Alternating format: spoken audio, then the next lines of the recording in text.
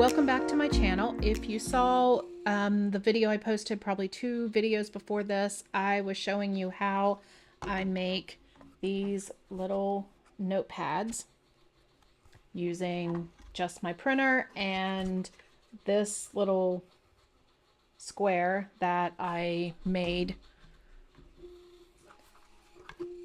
just to help me line it up and get my papers even and keep everything together so that I can put the binding glue on. So in this video, I'm going to show you not how to put it together because that was in the previous video, but how I set things up like this. You can, I have a little graphic on the bottom of this one, and this one I have used the lines and the little boxes for like a store list or something like that. Now, when I design my notebooks, I use Adobe Illustrator and Adobe InDesign. So this for sure was done in InDesign, but if you don't already subscribe to Adobe software, it's expensive. So not a lot of people use it. And so I'm going to give you an alternative to Adobe software today, and I'm going to show you how you can do the same thing. You can set up, graphics. You can set up like store lists for your notebooks using Canva.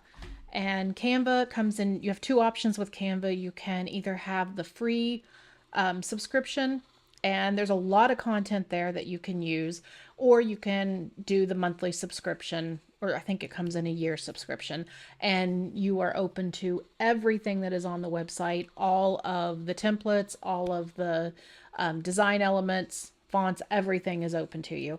But there's also a lot of content that's available that you don't have to pay extra for. So what I'm going to show you to do today, you can do with the free. All you're using is lines and boxes and simple elements. So let me get this thumbnail out of the way, and all right, so I have the thumbnail out of the way, and we're on my page that I already have set up for a regular US letter size 8.5 by 11. Now when I make these small notebooks, I put 4 designs to a page. When I make these, I have 3 designs on a page, and this was, I think, 3.5 by 8.5. And of course that makes these little ones, if they're a fourth of a page, 4.25 by 5.5. Okay, so once I have my paper set up, the first thing I'm going to do is I'm going to go over to my elements, and I'm just going to type line because I want to separate my page into 4. Again, this is really easy to do in InDesign or in Illustrator, but messing with the elements sometimes is a little more difficult for me, and maybe just because I'm not used to it. So I come down here to a line. You can see if there's anything that is paid content, you'll see the little icon here that looks like a little crown, and it'll say Pro. And if you don't have a paid subscription, you can't access that. But all of these lines that we're going to be using for this, they're all free. So we're just going to click on one, and it's going to put it right in the middle of my page. And I'm going to take these little handlebars and I'm going to drag it across to the end. And then it should be, and if you move it up and down, you'll see it kind of snaps to the middle, which is where I want it. I want it in the middle. Okay, now I'm going to, you can either hit the little duplicate, or you can, if you have a Mac, Command V, Command C, Command V, copy paste. And I'm going to rotate that, 90 degrees. And if there's a shortcut of how to do this, I don't know what it is, because I don't work in Canva a lot. Okay, so I have my line, and then I want it to go directly in the middle, and as you can see, again, it'll kind of snap to the middle. So this is just dividing my page up into 4. All right, okay, so now that we have our page divided, and again, this is what we're going to be making for, you need 4 of these, so you can fit 4 on a page, so that's why we divided our page out. So the simplest thing to do is to make, let's say, notebook. So all we want are lines. And we're going to just make a notebook. So we're going to come up to elements, and I'm going to type in line.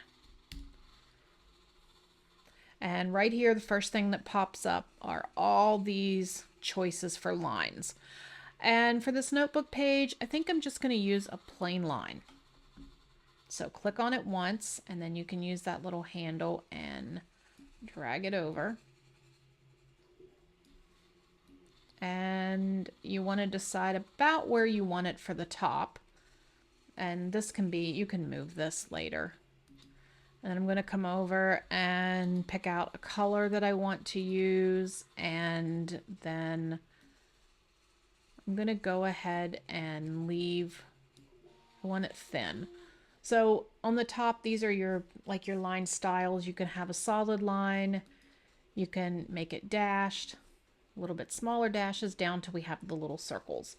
So for this one, we'll just leave it a solid line. And then if I click off the paper, let me get that out of the way. If I click off the paper, you can see about where your line is. The only thing I would advise is that when you do this, try to make sure that you leave about at least 1/4 of an inch along the margins. I don't know what, it depends on what your printer will print. Mine, I have an HP LaserJet, and I can print up to about 1/4 of an inch away from the border. So I always leave that 1/4 inch. All right, so after we do that, then I'm going to duplicate my line, and then I'm going to move it to where I want the last line to be. And when you're moving it, you can see that there is a little red dotted line on that's just a guideline. So you make sure that it's lined up. It just keeps everything even. Okay, so after we have a top placement and we have a bottom placement, the next thing I'm going to do is duplicate. So I'm going to fill however many lines I think I want to be in this space. So I'm just going to, you could hit your little duplicate here, but I'm on a Mac, so I'm going to Command C, which I probably already did that. And then I'm going to Command V, so I'm going to copy and paste, and I'm going to do about 12. So 1, 2, 3, 4, 5, 6, 7, 8, 9, 10, 11, 12. And I don't know if that's going to be enough, but we'll find out. I can always adjust this. It's not going to be difficult. All right, after I finish that, then I need to take my mouse up towards the top of this, and I'm just going to hold down and select all of those lines that I just made. And then you go to position, and down here, tidy up. So when I click on that, it moves all of my lines. Again, I'm going to make sure that I'm right there, and that's okay. I mean, let's say I want, more kind of college ruled. I don't know exactly what the distance on college ruled is, but I feel like I could probably fit maybe 2 more in here. So I'm just going to select one, and then you can hit duplicate like 2 more times. And then I'll go back again and select all of those lines. I'm leaving the top and bottom exactly where I had them. And I'm going to tidy up again. And then I can move this over. All right, so that is simple. Even again, if I want to put another line, let's say I think maybe I could put a little bit more in there, I can duplicate it again and do the process for a 3rd time. And then you can click on one of your lines. As long as everything is selected, you can click and move wherever you want. Okay, so that's one option. The next thing, if you want to do something similar to this, where you've got the lines with the check boxes, maybe you're making a grocery store list or some sort of to-do list with a checklist, we're going to start out the same way. We're going to go back to, we'll go back to that line. I mean, I could copy and paste what I have already here, but we'll just go back. I already have the line selected, and I'm going to use this little line with this little dotted line. And I will come up and put it, make sure I'm about 1/4 of an inch away, approximately. And yeah, I'm just kind of guessing here. And then I already had the line color selected, but I'm gonna change the weight of this to probably 2. Yeah, that's okay. It's still a fairly thick line. And then I'm going to add one more element. So I'm going to go back to my elements, and this time I'm going to type square.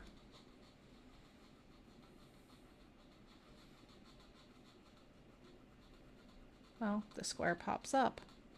Okay, so I want this one. I want an empty frame. So I'm going to click on that, and yeah, that popped up. That's huge. And whoops, undo. Make sure when you move these elements that you're clicking inside and not, you know, not on an edge where you could pull the sides out and change the ratio. Okay, so yeah, I don't want that color. So I'll come up here to the color. Let's go down here to the dark gray. And I'm now going to start shrinking this little box. I think I just did what I said don't do. And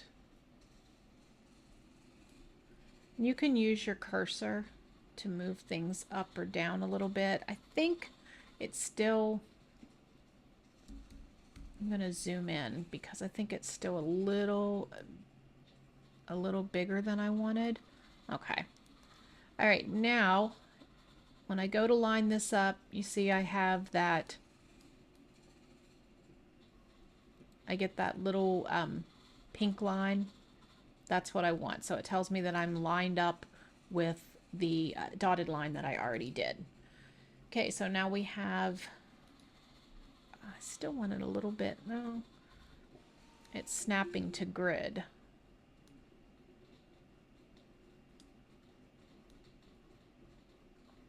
Okay, that's better. Make sure I'm lined up. Okay, so I now have my line and my little box, and I'm going to select both, make sure they're both highlighted, and then you can either go up here to the group or use your shortcuts. On the Mac, it's Command G. And I now have both of these elements as a group. So I'm going to duplicate just like I did on the last one, and I'm going to move this down to where I want, say, the bottom to be. And you see I have my line, you see I have my guidelines up there, so I know that it is directly below the one at the top. Now I can look and see, okay, is that where I want it? Yeah, it looks pretty good. So we're gonna highlight, and I'm going to copy and paste. So I've done Command C and then Command V. Let's go 12 times. 2, 3, 4, 5, 6, 7, 8, 9, 10, 11, 12. And then we'll just tidy it up and see what happens. So now I'm going to select all of them. Again, position, tidy up, and then I can come over and I think I need at least probably 2 more. So I'm going to go to one of these ones on the bottom and copy and paste 2 more. And then we're going to highlight everything and tidy it up again. And then as long as I'm clicking on one of the purple lines, it should move my things over. Okay, that looks much better. All right, now, whoops. Okay, so after we now have lines, you can do the same thing for graph paper. Again, it's the same exact thing. We're going to take one of these lines, I'm going to copy and paste it. I'm going to move it below. I'm going to paste it again.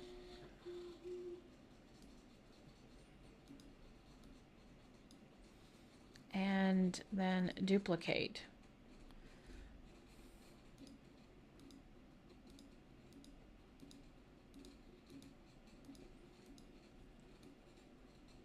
And then that is definitely not enough, so we're going to duplicate a few more. Let's go 3. Then select all those again, tidy them up. Okay, that looks better. Yeah, the only thing for this is I would want to go all the way, which I should have done this to start with.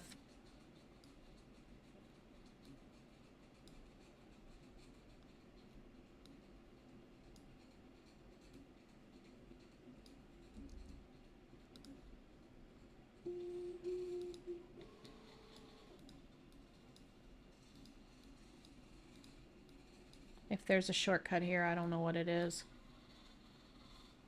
Actually, I know exactly what it is.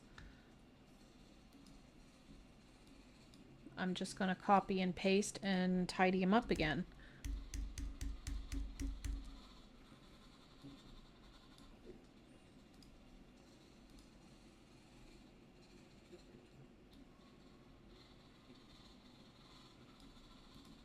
And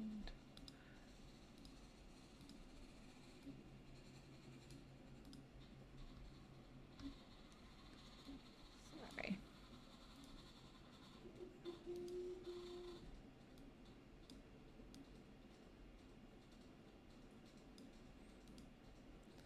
Okay. So then we're going to duplicate, and so after I got that finished, I'm going to rotate 90 degrees. And I'm going to figure out where I want my end to be, which I would say that's pretty good. And copy and paste. And this time we're going to go the other direction. And all right, so now,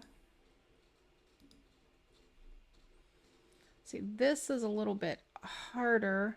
Actually, I may be able to do it this way. Yep, that is the way you do it. Okay, so now the trick to selecting all of these, all of your vertical lines and not your horizontal, is make sure that you need to be down as low as your lowest one here. So any of these, any of this area will work. So you want to start your cursor in between those horizontal lines so you can catch all the verticals. And then we're going to go to tidy up. And I can already tell you I'm going to need at least one more because it's not quite enough. So let's duplicate one. And then again, we're going to go through and we're just going to select those and tidy those up. Maybe one more. No, that looks pretty good. Okay, so that is how you do a graph. Or that's how I do a graph on, at least on Canva. And then the last thing is adding a design. So you can have your, let's do the notebooks. So I'm going to copy and paste those. And I will move that to the bottom. Let's just say I want to put something that says notes. So we can go over here to the text and see if there's anything in here that is free. There may not be. Or add a text box. All right, so we went over, we added a text box.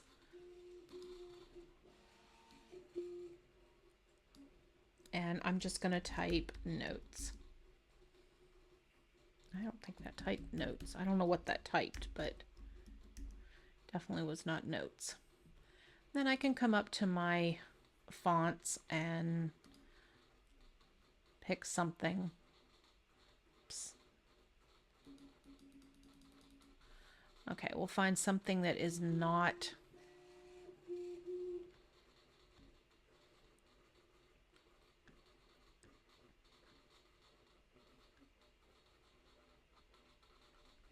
Right, we'll just use this.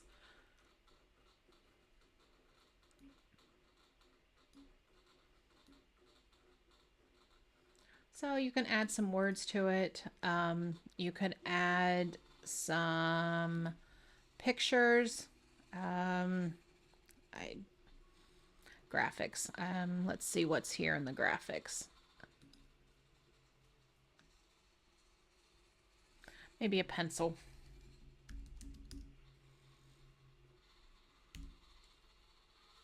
Since it's, since it says notes on it, we'll see if we can find maybe a pencil. Okay, there's a little pencil. Oh, there's a pencil. That's cute. And it is free, so I'll click on that.